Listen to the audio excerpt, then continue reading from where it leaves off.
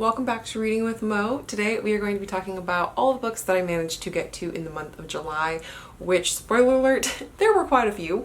I had some hits, had some misses, really went through a lot of audiobooks last month, and I had a couple of DNFs, but for the most part I think I finished everything. I made some good progress on my series, that I'm reading as well, so altogether a pretty good reading month. Although most of the books I read I don't have physical copies of, but we'll go ahead and talk about the stuff that I read that I do have physical copies of first, then we'll get into the rest. I think altogether I have like 14 different books I'm going to be talking to you guys about, so let's just get straight into it, and I probably won't be talking about them in super depth because I don't want this video to be an hour long. First, let's just start off with the books that I completed that are part of series. The first one is Heretics of Dune by Frank Herbert. This is book 5 of 6 in the Dune series. In this book, I can't really tell you too much even what it's about because it'll be spoiling the previous 4 books. But I will say I gave this book 3 stars. As far as my enjoyment of this in relation to the other books in this series, I feel like it's pretty much on par with my enjoyment of the other books in the series. I don't necessarily have one that's like a favorite, although I do kind of think that I prefer the first books in the earlier books in the series, although I don't know, it's just kind of like my preference at the moment. I think I can say without spoilers, like this book takes place like thousands of years after the book for the first book, Dune, in the series. In relation to the whole Dune universe, this book does take place like thousands of years after book 1 in the series at this point that we've gotten to. So it is interesting seeing the progression of where all the stuff that was started off in book 1 has led to. But all in all, while I have enjoyed reading this series and I think that I will probably never reread it again, I do feel like for the majority of people, they will enjoy this series better watching it as it comes out in the movies. I don't even know if they're really going to be going this far with the movies, because I know like the first 2 movies that they're producing right now are just the first book, so will they even make it to book 5? I doubt it. I don't even know if they have plans to go this far into adaptations with the series. Other book series I got to was I completed the Tawny Man trilogy by Robin Hobb, and this is her fantasy series. This is book 3 of this trilogy, Fool's Fate, that I gave 4 stars. I really enjoyed this book. I love Robin Hobb's writing, and I can't wait to get to the next, I think the next series part of the Realm of the Elderlings is like 4 books. I haven't purchased the continuation of the series yet. I'm trying to not spend so much money on books, so I did check out the ebook and the audiobook from my library, so maybe I'll get to that in August. I'm not sure if I want to jump straight into the next series or maybe take like a break for a month before I continue on. I've mentioned before, Realm of the Elderlings is a very lengthy series. It's about 16 books, and with the completion of this one, I have read 9 of them, so about the halfway point. I think there's just 2 series left, the series of 4 and another trilogy, and then I'll be done and all the way caught up. And so I'm not really rushing it, so yeah, we'll see when I pick up the next one if I'm in the mood for it this month or not. This took me a long time to get through. This book is 800 pages, and we're all following the perspective only of Fitz, I believe, yes, throughout this whole book. There were definitely some parts that were sad, some parts that were happy. Obviously I can't really say too much because like this is the final book in the trilogy, so just know that I enjoyed this book. It was a 4-star read. I don't know if I've given any of Robin Hobb's books 5 stars. I really do enjoy them though, and I am glad to be able to continue on. Now for a book that I unfortunately did not finish last month, that is Glass Town by Isabel Greenberg, The Imaginary World of the Brontes. And this is a graphic novel. The illustration style is okay. It's honestly not my favorite as far as looking at it, and this is the author's imagining of taking some stuff that was actually from the Bronte writer's childhood and mixing it with some of her own stuff and imaginary things she came up with, and I just really wanted to love this book, but I just kept forcing myself to sit down and read it, and I think I only got I made it through the first chapter, which was about 65 pages, and I just realized I had no desire to continue on. I wasn't going to force myself to, especially because I already kind of figured if I didn't love it, I wasn't going to keep it on my shelves anyway, so what was the point of finishing it just to finish it? I will say though, like underneath the dust jacket, this book is so cute. I wish I had enjoyed it much more. I don't know what it was exactly that I wasn't getting on with, but it just wasn't really a story for me, so I will be unhauling this soon. Next, we have a nonfiction book, and that is Miss Chloe, A Literary Friendship with Toni Morrison by A.J. Riddell. This book I received a proof copy from Amistad Books some time ago. This book actually came out a couple months ago, back in May. I gave this nonfiction book 3 stars. I actually ended up checking out the audiobook for this from my library to help me to get to it, because I just found I wasn't having the time to really sit down and read this book physically, and so switching to the audiobook helped me to get to it sooner than I probably would have. This novel is all about the author A.J. Riddell, who she kind of became more well known for her book that was released called The Good Negress. We're following her and her friendship with the author Toni Morrison, which is definitely interesting to hear about, see about their experiences, and like the book suggests, it's really just about their friendship and how it fluctuated throughout the years, the things that they did together, and how it impacted for the author her life. Toni Morrison is just such a literary icon that as an author, her being able to experience having a relationship like a friendship with her when she was alive, I'm sure greatly impacted her career. So seeing the relationship between these two writers over the years was definitely interesting to read about. I don't remember if I said I gave this 3 stars.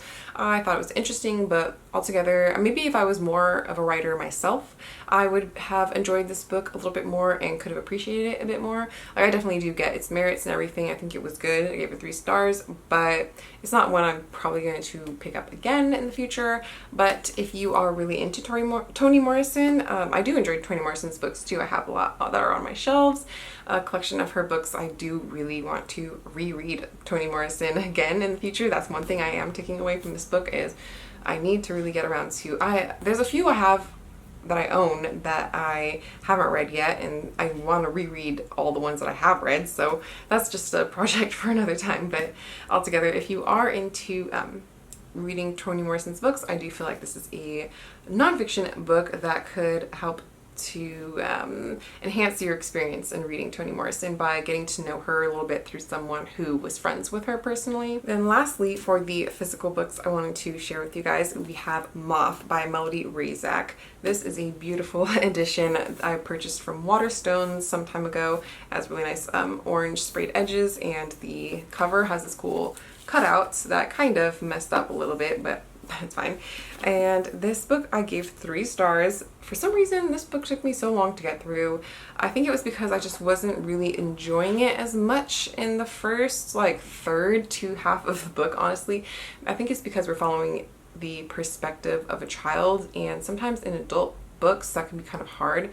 And also, I'm not familiar with a lot of the history around the times that the book is set in. So this is set in Delhi in 1946, in the weeks leading up to partition and the months after. We are following our main character. She is, I forget how old she is at the time, but she's basically a child. She's like 12 maybe. And her parents are trying to set her up in this arranged marriage because they see all of the political unrest that is going on in their country, and they feel that if she was married, that would be an extra protection for her to be married, while in case something starts happening, which, as we see as goes on throughout the book, stuff does happen.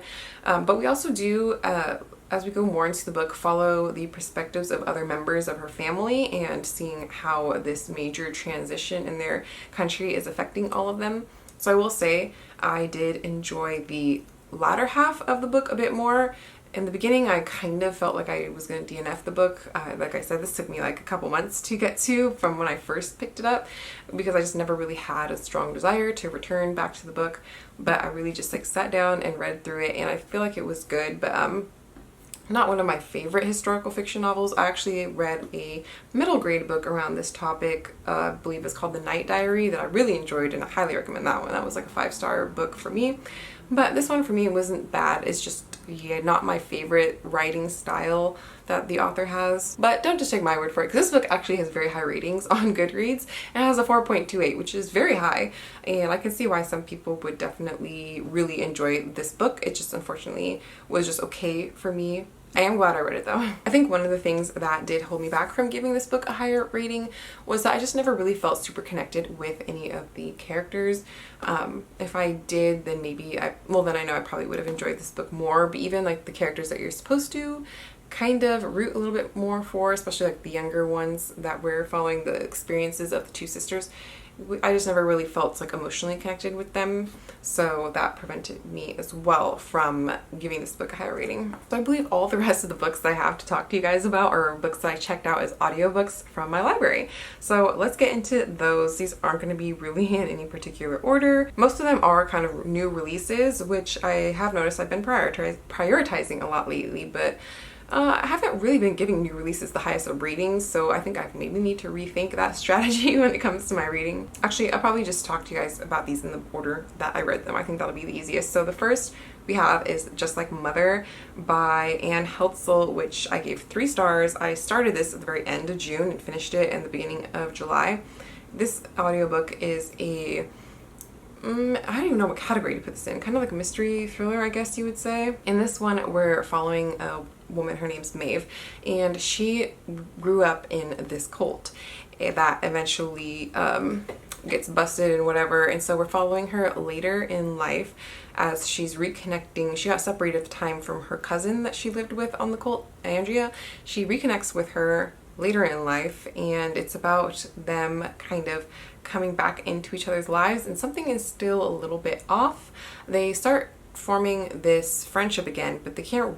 When Maeve wants to talk to Andrea about their past and stuff, she really just shuts her down on it and doesn't want to talk about that at all, or bring it up with her husband or anything. Maeve has been working hard to just try to build this normal family for herself, and having Andrea back in her life, she views as this thing that she was missing that she needed to complete her life. I think I gave this book more of like a 3.5 stars. I really enjoyed the audiobook. It kept my attention all the way through.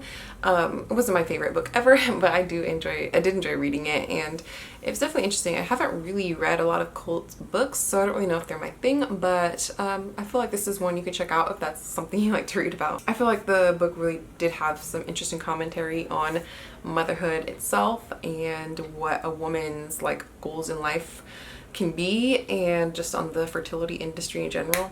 So I did find those aspects of it really interesting. Then I listened to the audiobook for Elsewhere by Alexis Shaitan. I gave this one 3 stars. This is a fantasy book, and it's kind of weird. I would describe this as very surreal. So we're following this little town that lives like out in these cloud area or whatever, and they're very isolated. There's just one guy who brings their stuff and drops off stuff for them throughout their time that they live there. We're following our main character Vera from childhood all the way up through adulthood. The town pretty much seems to be like this perfect place to live in, except for the fact that mothers disappear. Nobody knows why it happens or how it happens. Just one day you can wake up and your mom could be gone, and mothers disappearing is kind of just like a normal accepted part of life. And the girls, as they grow up, they kind of like speculate about who among them and their friends might be ones to disappear. The book itself kind of read almost like a fairy tale. I can't really give anything away, but I did enjoy the book, but kind of like where it went in the last third, I don't know, kind of just wasn't really where I expected it to go. And I guess this book kind of does answer all the questions for you, which is good. You're not left at the end wondering about anything. Like, everything is answered by the time you finish the book. I thought this book had some really interesting ideas, but like I said, it was kind of just like the last half that I really just wasn't as crazy about, which is why I ended up giving it the 3-star rating. Then I did get to actually a good share of mystery thriller books last month. So the first one definitely is a very popular new release, and that is The House Across the Lake by Riley Sager. I have read every Riley Sager book that has come out. I probably will read everyone, to be honest, even though out of all of the Riley Sager books, I think this one is probably one of my least favorite. I don't know. I just thought it was okay. I gave it 3 stars, which is kind of average, I feel like, lately for my mystery thriller ratings. But anyways, this book does kind of fall into a lot of tropes, but then I feel like it kind of tries to do something different at the end, because I feel like one of the things that Riley Sager kind of plays on is the unreliable narrator and the is this real, is this in the person's head, is something supernatural happening storylines. I feel like those are like some of the things that he is known for in his mystery thriller books that he's released so far. In this book, we're following Casey, who is a widowed actress, and she is living in this lake where she basically is like spying on her neighbors. She can see everything that's happening through their glass windows with her binoculars, and she's also an alcoholic, so another unreliable narrator. They seem to be a perfect couple that she's observing. She's a model, he's a tech guy. One day on the lake, Casey ends up saving the wife of the couple in the lake. And after that, they kind of barely start this friendship before all this other stuff starts happening, and she goes and disappears, and she feels like the husband has done something, but nobody's really taking her seriously. We don't know if something has actually happened, or if because she is an unreliable narrator, if something else is going on. I will say I gave this 3 stars, but I kind of just really did not like the ending. I can't even compare it to anything else because I don't want to give away what happens in the book, but just know if you're looking for a mystery thriller, this isn't really one I would recommend. I don't regret reading it because I wanted to know for myself what it was about, but yeah, it's definitely not a book I would pick up again or recommend to other people highly. We have another mystery thriller, and that is One of the Girls by Lucy Clark. This one I gave 2 stars to, which kind of looking back, I probably should have given 2 stars to the Riley Sager book too. This one though, I feel like I'm a little bit more in the minority. The average rating is just over 4 stars for this one, so maybe check it out if you're into it. In this book, it's a psychological thriller, and we're following a bachelorette trip where someone ends up getting murdered. So we're following the stories of we're following the perspectives of 6 different women who, as they all travel away for the weekend to this Greek island for their friend's bachelorette party. One of the reasons I feel like I didn't like the book was because there were so many perspectives. We're following all 6 of the women and trying to keep them straight, especially when you're just like listening to his audiobook. It can be a little bit difficult. I could see why a lot of people would enjoy this book, but for me, I just wasn't really super interested in this mystery thriller. Like, it was enough I finished it so I could know what was happening, which I feel like happens to me a lot with these mystery thrillers, because like, even if I am enjoying it or not, like I've already invested this much time, I need to know what the ending is. But there are a lot of positive reviews for this book, so maybe check out some others if you're kind of on the fence on if you want to check out this book or not. Then we have another new release that I unfortunately only gave 2 stars to as well, and that is City of Orange by David Yoon. I don't even know how to describe this book. I'm gonna be honest, some parts I really just checked out because I just was like really not interested in it. But I forget what I was doing. I think I was like at a nail appointment or something, so I had my headphones on and I was just like, whatever, I'm gonna listen to what I have on. And in this book, we're following a man who wakes up in this like apocalyptic landscape. He is a little bit hurt and he's all alone by himself, so he thinks the world has ended. And he can't exactly remember everything about his life before or how he even got there. I feel like this book is kind of marketed as an apocalyptic book, and while it kind of is, I feel like it's a little bit deceiving. I don't know, I can't even tell you without spoiling what happens in the end, but I just wasn't a fan of where the book went. Like, I understand, like, it was kind of interesting, but just all in all, I don't know, I just didn't really like this book.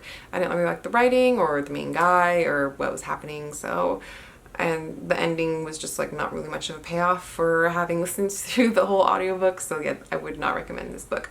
I have read one other book by David Yoon before. I believe this is his first adult novel. I read Frankly in Love, and I remember I enjoyed that one. I think I gave it like 4 stars when I read that one. So I don't know, I would definitely try another book by David Yoon and kind of see how I feel about his writing more. The next audiobook I listened to was a horror novel. I actually have 2, so we're going to talk about these 2 back to back because I feel like a lot of my thoughts are very similar for both of them. The first, and I actually gave both of these 2 stars. I guess I didn't really have that great of a reading month because I thought I did, but I was reading a ton of stuff, or listening to a ton of stuff, but I was not rating them highly. And a lot of these are very new releases. This one I had so much hopes for. It's called Mary, An Awakening of Terror by Nat Cassidy, and I gave this one 2 stars. Maybe I'm in the minority or something's wrong with me because the average rating is about 4 on Goodreads. And this, maybe I think I have realized though after reading this book, and the next one I'm going to talk to you guys about, is I just don't think I'm a horror reader. I thought maybe I could be. I don't really pick them up ever, but I decided to this month, and I just am seeing that these have really done nothing for me. So the first one, Mary, we're following this middle-aged woman. She, at the beginning of the novel, has just gotten let go from her job. She doesn't know how she's going to make ends meet when she gets the opportunity to go and help her, what was it? It was like her aunt or something that who's elderly and is needing help, and she's using that as an opportunity to make some money quick. The home that she's moving back to was the site of this like serial killer who 49 years ago was gunned down by the police, and he was this big well-known serial killer. When she gets back to the town, then the murders start happening again.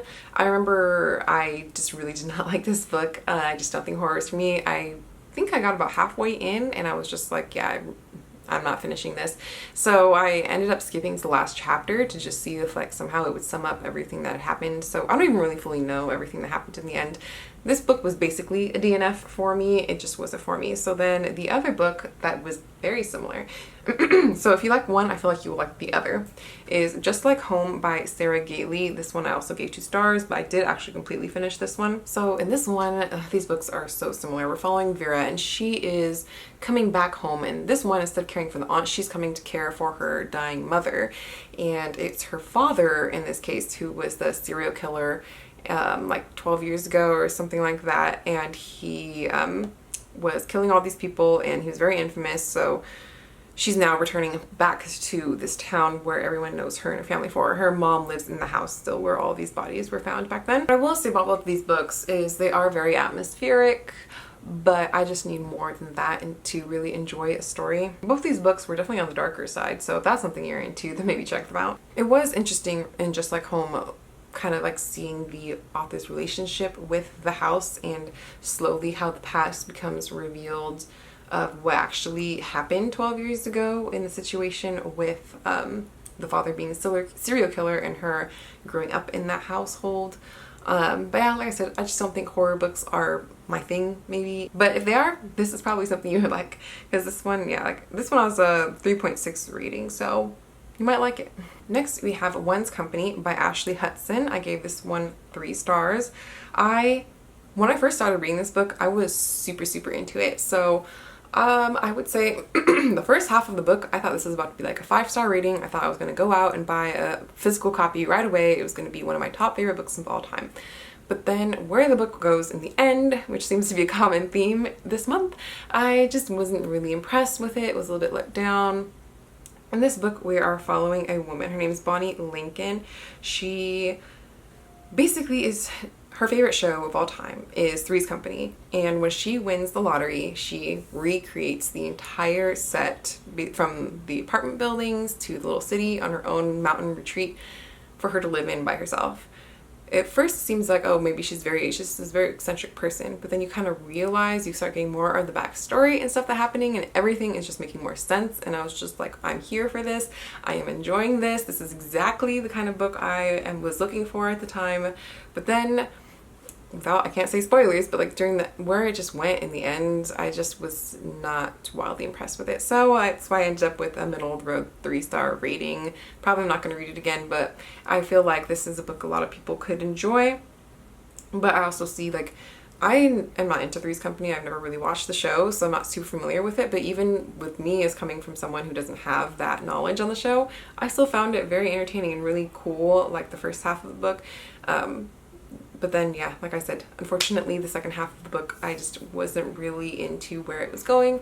Didn't really get it. I wanted more. So, yeah, those are my thoughts on that one. Then last but not least, we have the final audiobook I listened to, and that is Last Summer on State Street by Toya Wolf. And I gave this book 4 stars. But honestly, if I were to reread it again, a physical copy of it, I could see myself giving it a higher rating, like 4.5, maybe even 5 stars. This book was really good. So we're following, the bulk of the story is set during this one summer in the projects. We're following one main character pretty much. Her name was Fifi, and her friend group who all live in the same building. There's 3 other girls, and we just see how life is for them, how tough it is. And by the end of the summer, nothing is the same for any of them. And I really just appreciated the author's writing. I think it was really good. Like I said, if I were to read this again, I could definitely see myself giving this even a higher rating. And the setting is in 1999 in Chicago. What I really enjoyed is like probably the first third of the book is centered around that summer, which I thought the whole book would be, but we actually do get to see past that summer and on into the adulthood through the last quarter. So that was really cool, being able to see getting more answers as to things that had happened during that summer. Like, I'm not gonna give anything away, but like these girls go through it. Like, trigger warnings for sure if you need them, like on sexual abuse, child abuse. A lot of hard-hitting topics are brought up and touched on in this book, but I feel like in such a respectful way. Like, you know that these things are happening, but they aren't like vividly described on the page, which isn't something that I need to read, or I feel like anybody needs to read for fun. And I just feel like it was so interesting, and just really a book I could just sit here and pack for a long time. I really enjoyed it. Definitely would highly recommend it to you guys. I guess the category this would be not really like literary fiction, kind of like a mix of literary, historical, contemporary, but with coming of age in the late 90s. Seeing the girls' friendship dynamics change throughout the summer, and just the horrible things that they had to go through and no kid should ever have to experience as they grow up in the projects in a rougher part of town, and with all of the things they have to deal with. It was just very interesting to read about, and like I said, I recommend this book so highly. Finally, I am really glad to say I can end this wrap up for the month of July on a positive note with a good book recommendation. And the average rating for this book on Goodreads is 4.29, which is very high, and I agree with its reading. So like I said, pick this one up if you think it's something you may be interested in reading. So thanks for sticking around through this pretty long wrap up. There were so many books I wanted to talk to you guys about, and I'm glad that I was able to do so. Let me know what you guys read in July, or if you have read any of these books too and have some thoughts you want to talk about, we can go ahead and do that down below. But that's it for today. I will see you guys very soon. Don't forget to like, comment, and subscribe, and I'll see you guys later. Bye!